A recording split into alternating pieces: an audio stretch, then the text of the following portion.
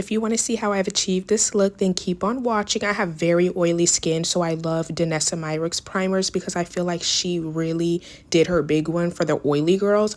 I also have a skin condition called dermatosis papulosa nigra, which causes like these small lesions that look like moles all over my face. I make sure that I try to avoid direct sun exposure and always make sure I have SPF 50 on my face. I'm learning to just embrace it and just not stress about things that are out of my control, and also avoid watching movies with Morgan Freeman in it, because I'm probably gonna be looking like him when I'm his age, okay?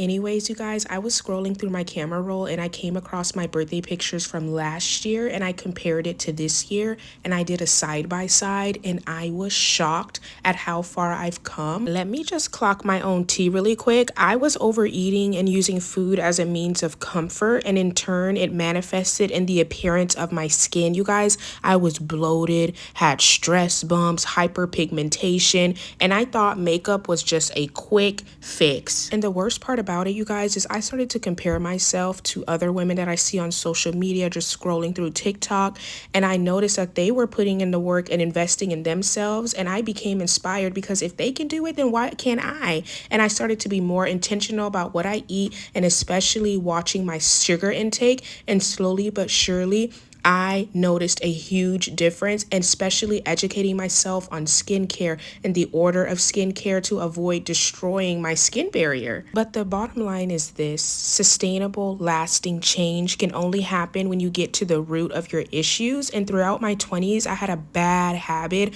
of just sweeping things under the rug instead of facing my issues head on, because when you do that, it will manifest in your life in different ways that can completely derail the entire trajectory of your life. And since I've turned 29, I've realized that it all comes down to your self-esteem and self-worth, the standards you have set for yourself, how you show up in your day-to-day life, your habits, and the platonic and romantic relationships that we may foster in our lifetimes. It all comes down to your self-esteem. The journey of self-love is not linear. We all have good days and bad days. We are human, but I constantly ask myself, Brie, how do I want to show up in this world? How can I continue to push myself out of my comfort zone and do things that scare me, that make me feel uncomfortable? I constantly have to remind myself that it's okay to do hard things, Brie. It's not okay for me to wallow in self-pity and shit. All the shit I've been through, if I can make it this far, baby, I can do just about any fucking thing.